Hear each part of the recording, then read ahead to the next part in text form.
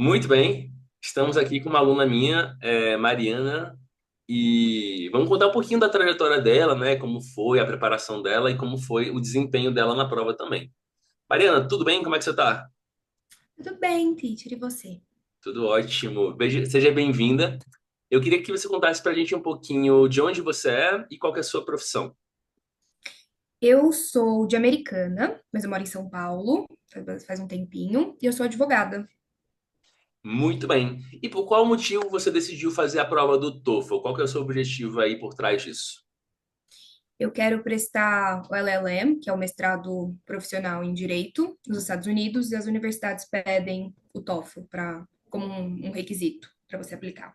Muito bem. E qual nota você precisava tirar para conseguir atingir esse requisito e qual nota você tirou na prova?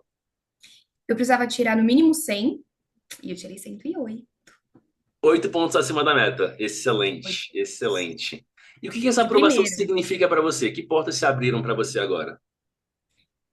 Tudo, né? Sem essa nota, sem essa aprovação, eu não conseguiria nem começar a aplicar para as universidades, que é o que eu quero fazer no próximo ano, para depois, enfim, pegar um estágio fora, começar a construir outras áreas da minha carreira. Então, sem a nota, não dava nem para começar esse projeto. Muito bem, é o ponto de start, né? Que as pessoas às vezes nem É, lembram disso. Muito bem. exatamente. E sabendo que você tirou 108 no TOEFL, como que você avalia o seu inglês atualmente? Eu acho que o meu inglês é bom, né? No geral, mas não é só o inglês ser bom. Tem que saber fazer a prova, né? Então, o que mudou muito de antes e depois da preparação foi exatamente isso. Eu já achava que eu tinha um inglês bom, mas se eu não tivesse feito preparação, eu não saberia fazer a prova, não adiantaria, não teria tirado essa nota. Muito bem. Viu? Uma pessoa consciente, arrasou. É, Diz uma coisa. fato. Você acreditou a todo momento que seria possível atingir essa nota ou teve alguma insegurança antes de fazer a prova no meio do caminho? Como é que foi essa parte? Como você bem sabe, a parte de speaking foi complicada. Eu acho que eu falo inglês bem, mas a pressão de ter 15 segundos para se preparar, tudo isso me deixava muito nervosa. Então eu ficava muito insegura com a parte de speaking. E aí, no fim, eu foquei muito nela para me preparar para a prova e foi minha melhor nota. Mas Uhum. eu não achava que eu ia ter uma nota tão. Eu achei que eu ia bem, mas não que eu ia ter uma nota tão boa em speaking. E a sua maior dificuldade das 4 habilidades era o speaking? Era, era o speaking. O speaking para a prova, né? Não adianta você falar inglês bem. É falar do jeito que eles querem, no tempo que eles gostam, as palavras que eles gostam, organizar a cabeça e ficar calma. Então, de fato, era o speaking. E Entendi. aí, no fim, E no acabou que foi a dia sua da. maior nota, não foi? Eu tirei 30 de 30 em speaking. Então pronto, vencemos essa dificuldade. Vencemos. E aí, onde eu achei que eu é, não teria tanta dificuldade, que foi no reading, eu não consegui manejar o meu tempo tão bem quanto eu fiz nas práticas. E é impressionante, Então, gente, que o reading é muito mais gerenciamento de tempo do que é, saber inglês em si, né? é muito mais. Muito. Então já fica a dica aí para vocês que estão vendo o vídeo. E quanto tempo você demorou para se preparar no total, do primeira aula até fazer a prova? Se eu não me engano, foram 2 meses. Se eu não me engano. Então, É, foi em tipo, nós torno disso também, eu começamos. também acho, foram 2 meses. Acho que foi um mês de aula, né? Um mês e pouquinho. Um mês e pouquinho, e aí eu comecei a estudar antes de marcar a prova, Perfeito. Fez o em banco de casa. questões, né? Ficou No preparando. speaking, eu fiz todas as questões do banco. Todas. Deu Excelente, certo. excelente. E você tentou em algum momento, antes de procurar um professor, você tentou estudar sozinha ou pensou em se preparar sozinha para essa prova? Eu pensei, inclusive, eu até comprei o livro do TOEFL que eles vendem no site deles. E aí foi aí que ficou claro que não dava para fazer sempre. Foi o primeiro simulado para falar não, não adianta não, não dá. Não é Muito tão bem. fácil assim. Aí caiu essa ficha para você quando você fez o simulado e aí você foi decidir procurar a ajuda de um professor, né?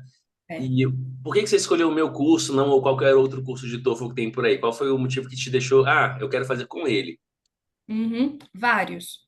Acho que o primeiro que eu sempre falo para você é para quem precisa de organização para aprender, você ter um feedback estruturado é a melhor coisa que existe. Então, você me mandando os documentos, né, os feedbacks dos meus simulados, das minhas lições de casa, tudo explicadinho em cada item, o que que deveria melhorar, o que estava bom, o que estava melhorando, qual que era o meu erro de estimação. Isso ia ficando muito evidenciado. Isso ajuda muito a melhorar. É muito diferente de. Você também dá o feedback direto na aula, né? Mas é muito diferente de só ter um feedback na aula. Então, o negócio Uhum. você consegue parar, fica documentado, então você consegue ler e melhorar para a próxima vez. Esse foi um dos pontos que foi. Legal. Então, feedback organizado e estruturado, né? E você É, acha que o curso te ajudou em algum ponto bem específico em relação a alguma das habilidades? Qual feedback que chamou sua atenção assim, poxa, eu tenho que melhorar tal coisa?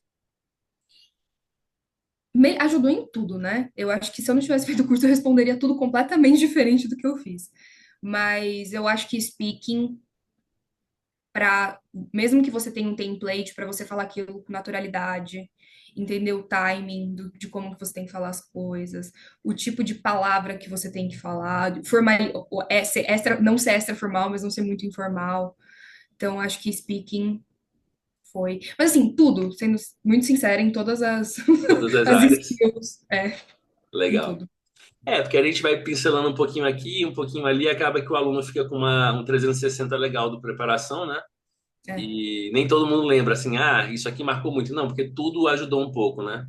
É fruto exatamente. da Mas é que o obra. speaking, com certeza, foi, foi o ponto-chave. Conseguimos, conseguimos. Qual que era o erro que você fazia no speaking que você passou a corrigir depois das aulas?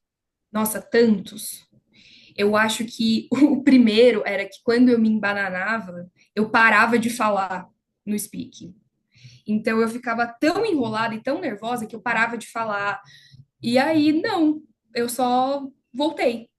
Eu reorganizava a minha cabeça e continuava falando. Né? No fim, como tem que ser uma fala natural, não tem problema você hesitar, nem nada disso. Outras coisas é de organizar um pouco melhor o seu pensamento naqueles 15 segundos, Perfeito. para que você não se enrole tanto na hora de falar. Basicamente, eu fazia tudo errado antes. É, porque é impressionante. Ninguém na vida real fala assim, ó, fala sobre o tema tal, pronto, 15 segundos para se preparar, né? Você. Não, Não é não. assim, né? É o saber o que que você tem que anotar para você lembrar na hora que você for ler e não ficar nem muito robótico, nem você esquecer o que tem que falar. Exatamente. Mas eu Muito parava bem, muito de falar. muito Você bem. É. lembra, né? E, gente, essa coisa que ela falou é importante, essa coisa de continuar falando, né? Às vezes a gente fica se julgando no meio do caminho e acha que não tá bom ou que escolheu a palavra errada. Não. O feito é melhor do que como é que é? O mal feito é melhor do que. E já perdi tudo. Não lembro também. Melhor mal feito do que perfeito. Pronto. Melhor mal Isso. feito do que perfeito.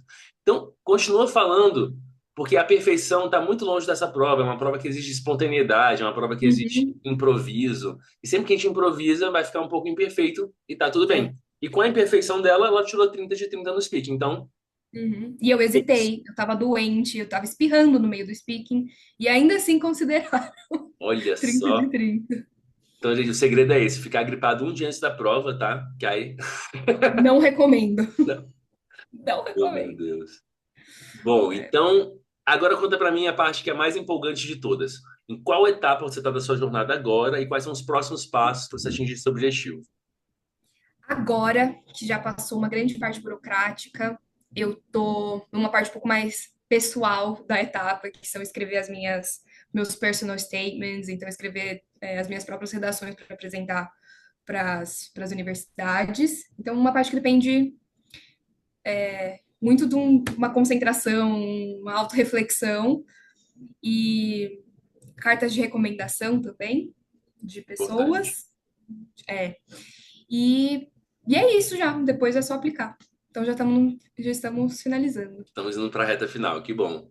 Hum? E qual dica você daria para alguma pessoa que estivesse começando agora a fazer, se preparando agora para o TOEFL, né, e não sabe por onde começar? Qual dica você daria para essa pessoa?